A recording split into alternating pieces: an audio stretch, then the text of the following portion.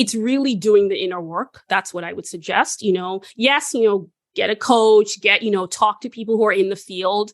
But I would say, doing your inner work. So whether it's therapy, whether it's a spiritual practice, meditation, mindfulness, even if it's just 5 minutes, just to get to know yourself. Welcome to the Wear, Wag, Repeat podcast. I'm Tori Mystic. As a dog mom lifestyle expert, blogger, and business owner, I love talking to other women in the pet industry and sharing their advice with you every week. Sit, stay, and listen to the latest episode.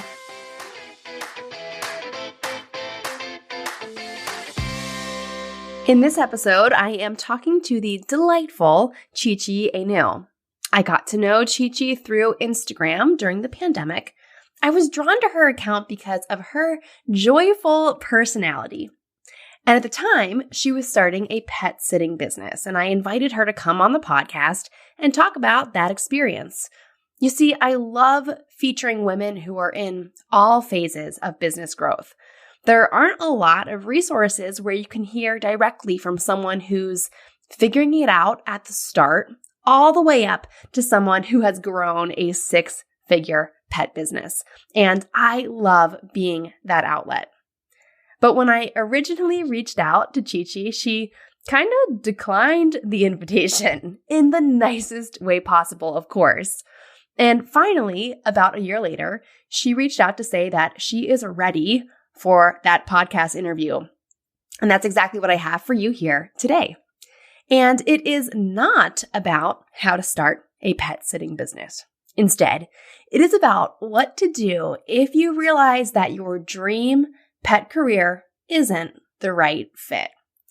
I am so grateful for Chichi for openly sharing how she's discovered that pet sitting wasn't a good fit for her over a year into the business and what she's doing now instead. Over the past few years, pivot was the big business buzzword. And you know what? It is okay to do a complete 180 too.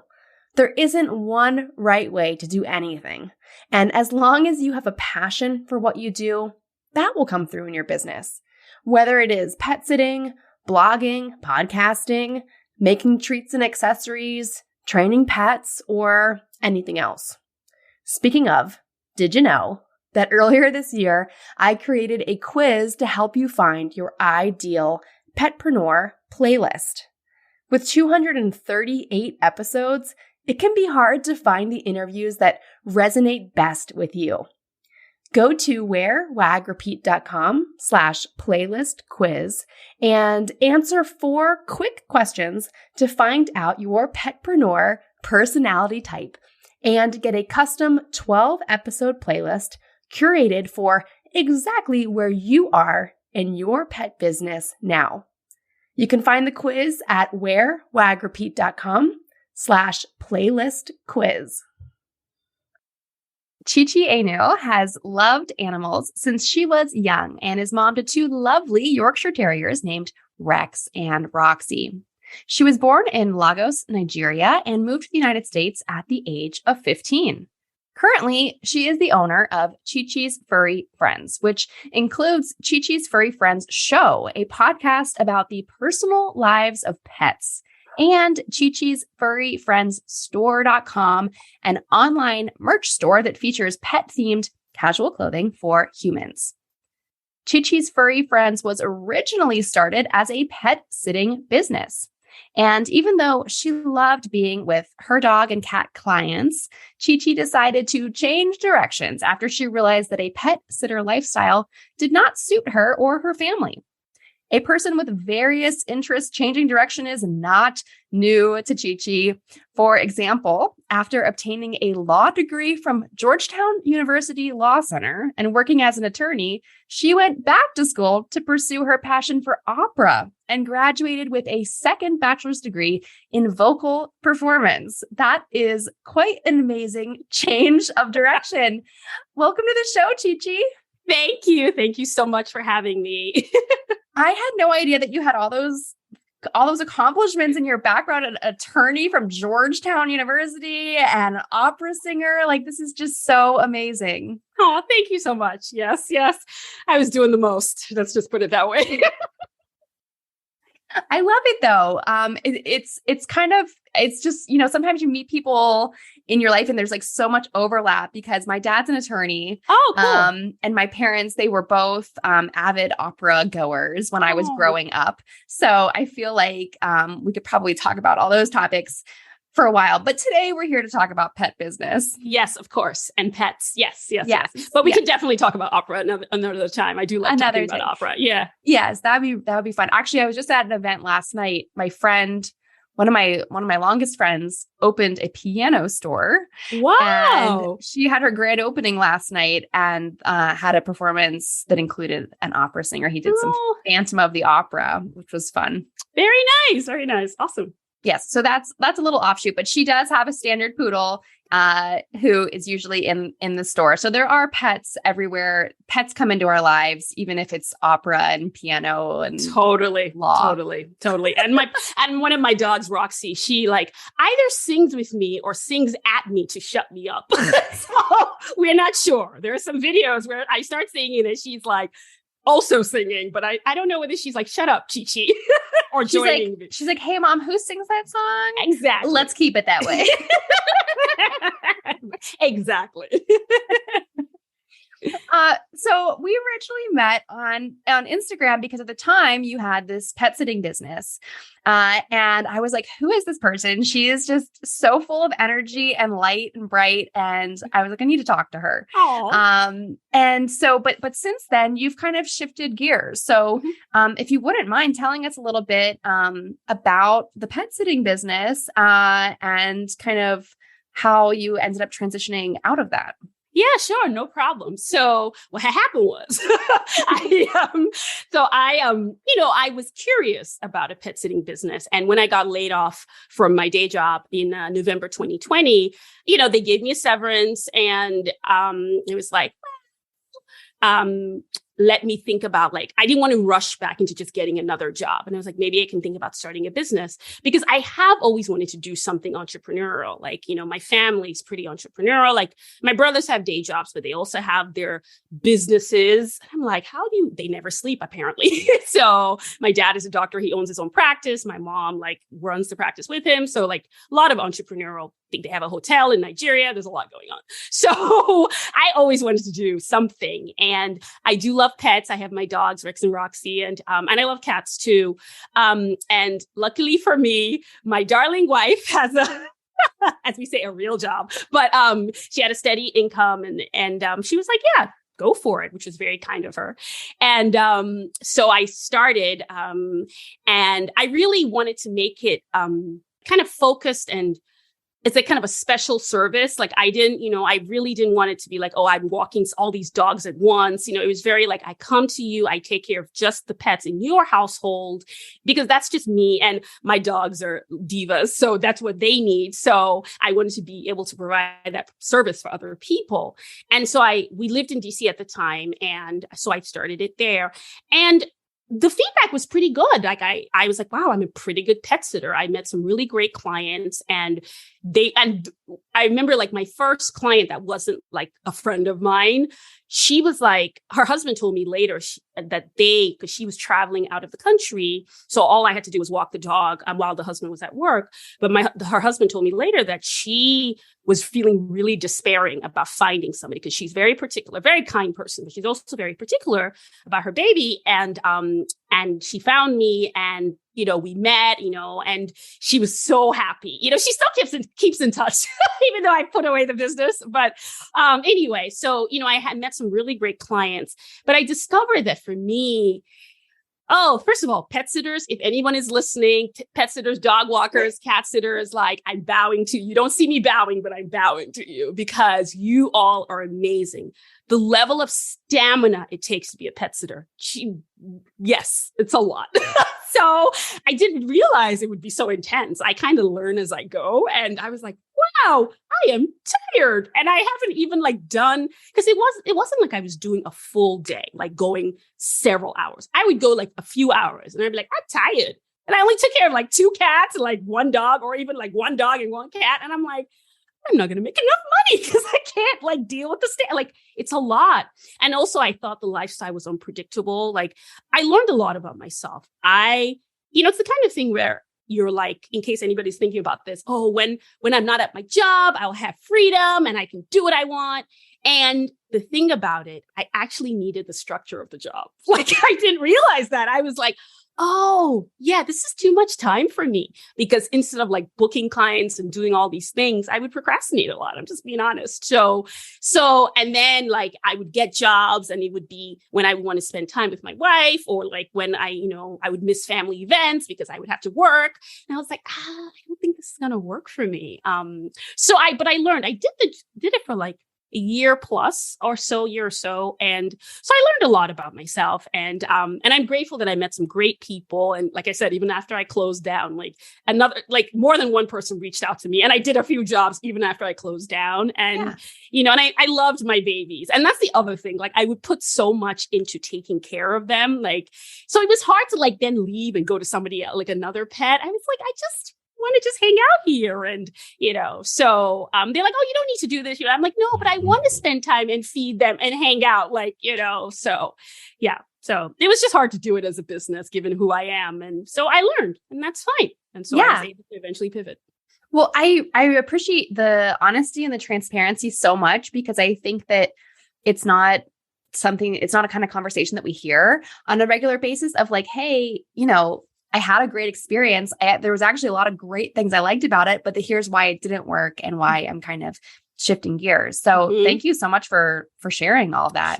Sure. Definitely. No problem. Yeah. I know earlier this year, I thought about also doing kind of a similar service where it would be, more focused on doing canine enrichment activities with the dogs, rather than walking, a whole bunch of dogs at one time. And I was just like, oh my God, I would have to like leave my house. That's the other thing. Drive all over. And, maybe I could just limit it to my neighborhood, but like, is that even really a good idea? It was just like a lot. It was a lot. Yep, it is. So we commend anyone who does it. You are superheroes. Absolutely. Super. We commend you. So now you've kind of shifted and you have started a podcast and an online store. So tell us all about the new stuff that you're working on. Yes, totally. So it's interesting because I actually had started the online store like right around the time I was doing the pet sitting, like a little bit. And the original plan was to, I have the online store kind of just as a bit of merch to promote my business. But then I decided to shut down the pet sitting business. And I was like, oh, I will just do the online store. But again, I discovered about myself. I was like, I can't just like do a store that makes money. I mean, I love money. Money's awesome, but I needed something else. Like, and people talk about, you build a brand, but I was like, I didn't know how to just build a brand, and I took coaching and it wasn't clicking for me. But I'm glad I took that coaching, because towards the end of somebody I had been like in the coaching group with, he just was like, oh, why don't you get, what did he say? He was like, why don't you get some customers to talk about their pets and put it on your website? So and it was only like not that long of a meeting. And we had been talking about actually something else. And so after the meeting, I was like, why don't I go on Better and just do like a whole podcast about people and their pets? And then the idea, and then it spawned into this whole like, pets are people too. Like, I want to hear about them. Who are these pets? Like, because people only get access. We only see how cute they are. The only people that get access to who they really are the people that live with them.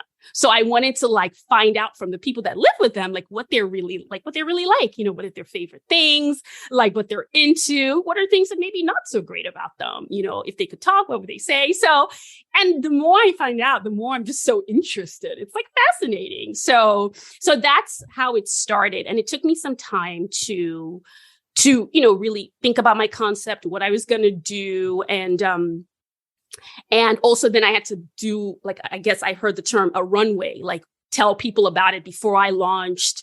And I'm glad I did that because at least when I launched Thursday, September 15th, there were actually like subscribers. It wasn't just crickets. Thank goodness. Thank goodness. That would have been really discouraging. So yeah, I told like family and friends and people I knew, like, and so yeah. So the podcast is called Chichi's Furry Friends Show. I just kept it simple. I already had Chichi Furry Friends. And so yeah, the podcast about the personal lives of pets. And it took me a while to get the tagline. I still have an episode that says like, personal stories of pets. So it's like, but the tagline is about the personal lives of pets. So yeah, so it took some time, but I'm excited. So I have it's on YouTube, Apple Podcasts, and Spotify. But like I was telling you earlier, Tori, I think I might just be leaning more into the audio versus the video, just because it's easier to deal with. But for now, like it's audio and video. And then the last thing I'll share is like, I just thought about doing submissions like from pet parents, because I interview pet moms about their dogs or cats. That's what it is for the longer episodes. But I'm now going to be adding shorter episodes where it's just me and I'm reading submissions from people about their, like any kind of pet. So it could be a dog, cat, hamster, tarantula, like whatever, and a few questions. And it doesn't have to be a pet mom. It could be, any kind of person, male, female, non-binary, like whatever, and it could be a pet aunt, pet sister, whatever. Yes.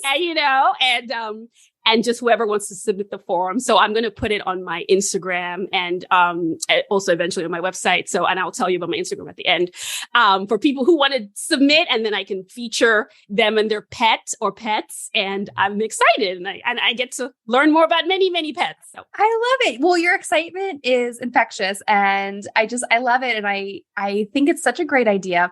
And I love doing like the mini-sode. There's one of my favorite podcasts. They release a long episode every week. And sometimes it's like a really long, like over an hour, 2 hours long. And then they do a mini one that's like 20 minutes. And it's just letters that people emailed in that they just literally read out the letters. Yes, exactly. And that's, and I think it's a great way to highlight other people and their pets. And, but I'll put my take on it because I'll probably be laughing loudly. So. What if your pet could see an experienced and compassionate veterinarian without ever leaving the house?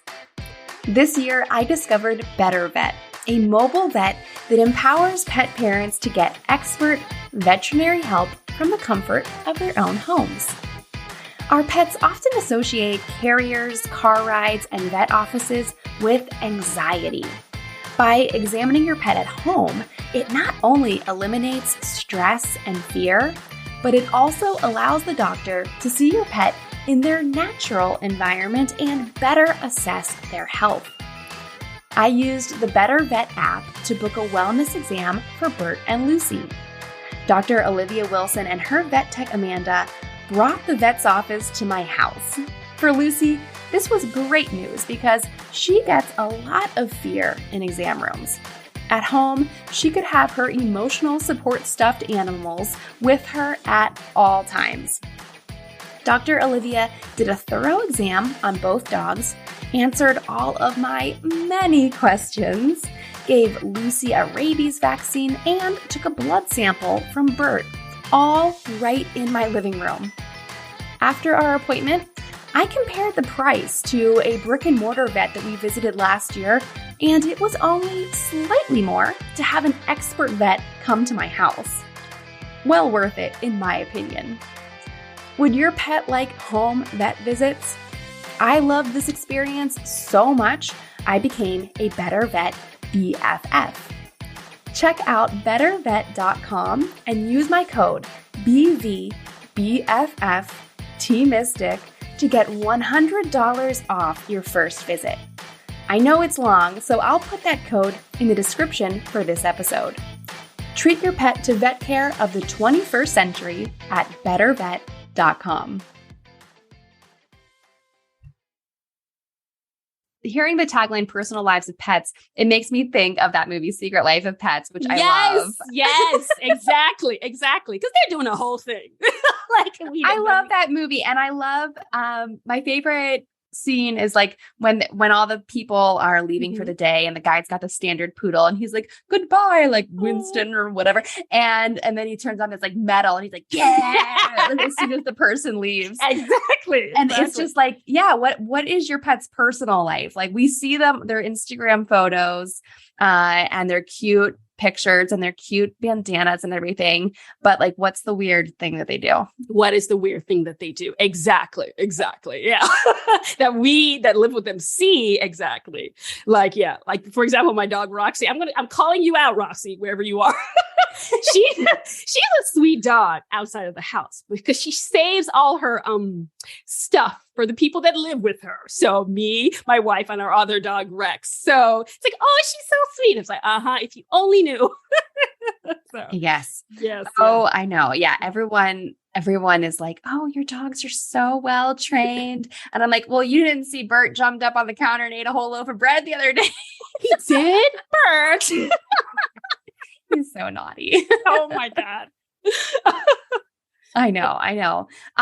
So this is so cool. So the podcast and everything that kind of goes along with it is sort of a means of driving traffic to the online store. Exactly. It is a means of driving traffic. And it's also like kind of building like, hopefully a brand about like, people who are like obsessed with their pets like me, who think their pets are people. Like I'm wearing this shirt, and I gave one to Tori. It says pets are people too. Because they are. Pets are my favorite people. Totally. They're the best people. Like and I have a shirt that says pets are the best people. And, so it's like, yeah, like people who are into that. And I added a line on my show that says display your pet pride. So I'm going to add shirts that say pet pride and pet power, like, because hello, they're amazing. Like, and really on a more serious note, I really think they can teach us a lot about, like they're patient, or they can be very patient and they can be very in the moment. Roxy will have a where she's crazy and the next moment she's fine. We're good.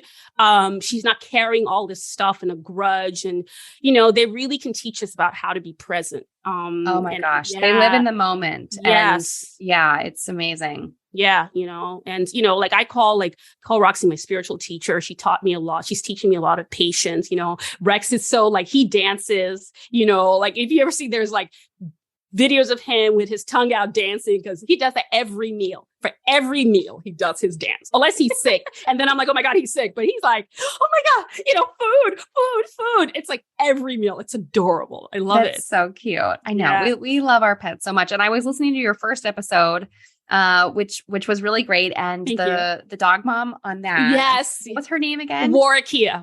Yeah. Warwikia. So she said one of the things she learned from her dog is to drink more water. Yes. And I was laughing because I say that all the time. I'm like, anytime I see the dogs drinking water, I'm like, oh, I better drink a glass of water. Yeah. They are more intuitive about that than I am. Exactly. They really are. And then the thing I learned, or I need to pay attention, is going to bed.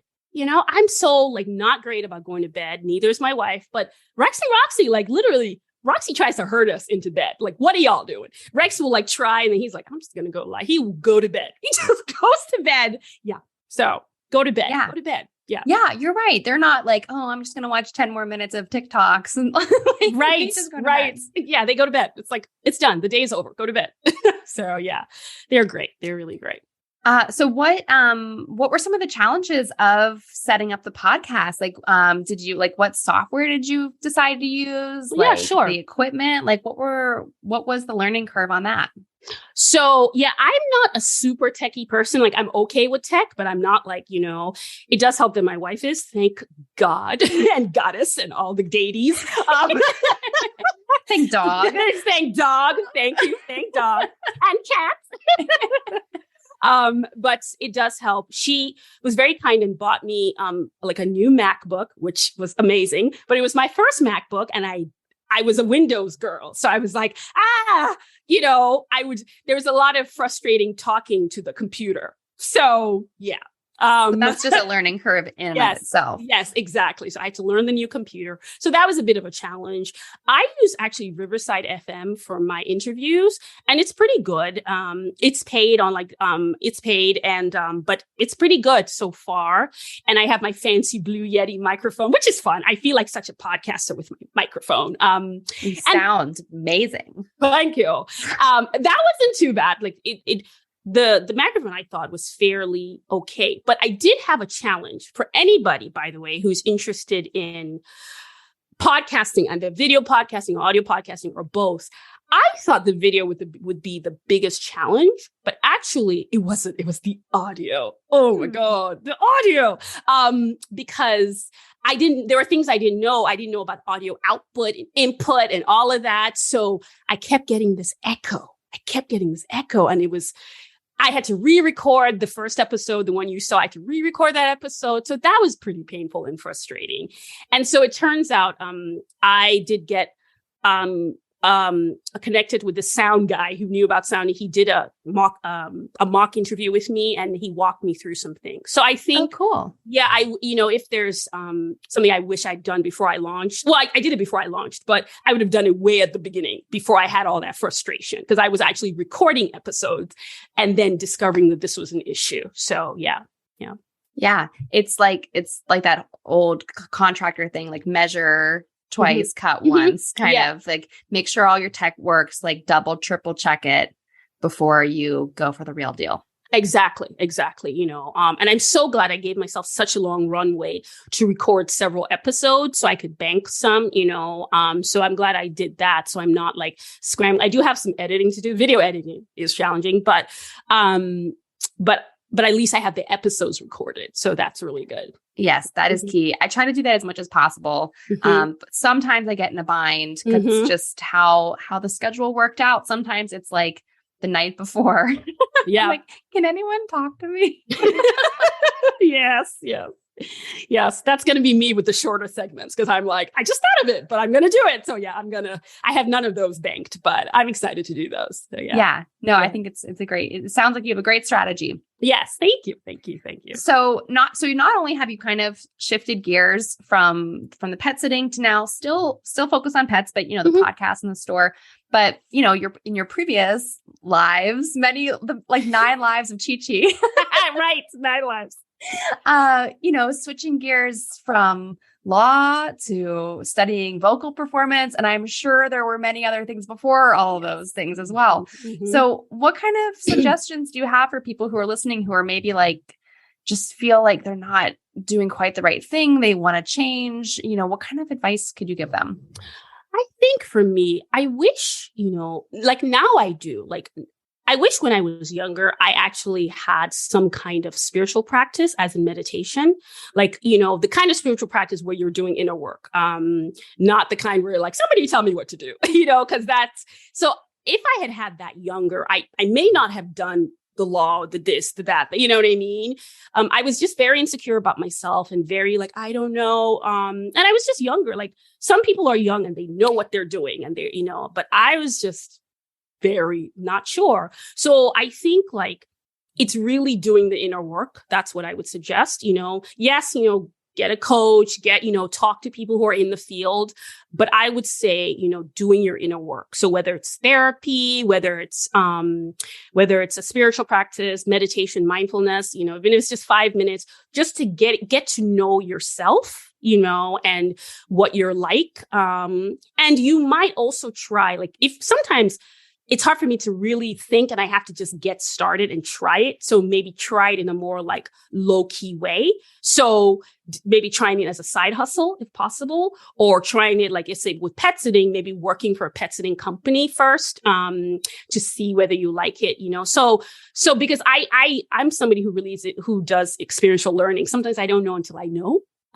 So I think if I would do anything different, like maybe like I would have gone and gotten the day job. Maybe I would have still started the pet sitting business, but I would have waited. Let me just go right into it. I would have gotten a job or a part-time job and then be like, okay, let me start the business, because not having that baseline of income, I was fine because I had my wife, but my own income was stressful.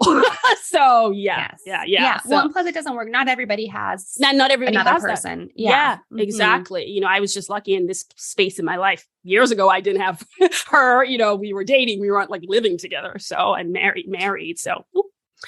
So I would say that a combination of inner work and, you know, learning it in like a lower cost kind of way. Yes. You know, unless you're independently wealthy, you can do whatever you want and send me some money. Or like get your dog to, you know, or bring home the bacon in some way. Yeah, really. I mean, some of these dogs with the millions of followers, you know, you hear that, Rex? You could go get an Instagram account. Yes. Hello. Get to work, Rex. Get to work. I mean, they have an Instagram account, but they need more followers. It's okay. I think you're doing all right. They don't need more followers. Are there any books that you really like about kind of doing that inner work and that self-development? That's a good question. And now I'm blanking on the book. I read this book that was about meditation. And it's funny because it's not even called it's blanking. But I will say a book that really, really helps me. It's not actually about meditation, but it's about getting to know yourself. It's by Gretchen Rubin, the 4 Tendencies. Oh my God. Oh my gosh. Oh yes. my God. That book helped me so much. I wish I had known. If I had read that book before, I would have known to go get another job. Because I'm an obliger and I need structure and external accountability. So I wish I'd known that about myself. And that's the other thing. If you're somebody that thinks, take that quiz. It's a quiz. You don't even have to buy the whole book. Take the quiz. God bless Gretchen Rubin. I'm so glad about that book, but take that quiz. She has a fabulous podcast too. Yes, she does. The Happier podcast. Yes. And I love her podcast. And you're right. Are you I think I'm a rebel. You're a rebel? Nice. In the 4 Tendencies, I have to go retake the quiz. It was a while ago that I did that. But yeah, it's too bad that self-development books are never required reading. Like when you're growing up, like why shouldn't we be teaching that to people? Yeah, that'd be very helpful. Totally. Yeah, that would be great. That would be great. And somebody recommended Atomic Habits, but I haven't. I just started it, but I've heard it's really good. Yes, but I've heard good things about that too. Yeah. So I think Rex is yelling at us to wrap it up. Yeah. Okay. All right. It was okay then. He's got a very good sense of time because we have come to the end of the episode. I know it always goes by so fast. Yes. But Chichi, I just love talking to you. Yes! And so tell everyone where they could go to learn more and also listen to your podcast. Yay! Awesome. So my podcast is on Apple Podcasts. It's on Spotify. It's also on YouTube. It's called Chichi's Furry Friend Show. So you can find it, just, search it. And you can also follow me on my personal account, Chichi Anu, ChiChienu, and also at Chichi's Furry Friends on Instagram and Facebook. And also you can go to my website, chichisfurryfriendsstore.com. And and you can find my merch. And I also have, actually for listeners, I have, if you enter the code WAGChichi, WAGCHICHI, so I combine both, you'll get 15% off your first purchase at my store, chichisfurryfriendsstore.com. So I have t-shirts and stuff. Yes, I even have baby clothes that say fun stuff. They're super cute. Yes. Wag cute. Chichi. Yes. Awesome. Thank you. That's so generous. Thank you. So if you're listening and you love the vibe of this conversation, check out Chichi's Furry Friends Store.com and use code WAGChichi. Yes, WAGChichi. I love it. Well, thanks again for being on the show, and thanks for your time and sharing your story. Yes, thank you so much. What did you like most about this episode? Find me on Instagram at TMystic and let me know what intrigued you or what questions you have about starting or growing your own dog-inspired business. You can also screenshot this episode and tag me in your stories. I love to see who is listening out there. Some of the best conversations happen after the episode, right? So track me down over on Instagram or Join the Wear, Wag, Repeat Labs Facebook group to connect with other dog-obsessed entrepreneurs. And as always, you can find all the links and resources discussed in this episode at wearwagrepeat.com/podcast. See you back here next week.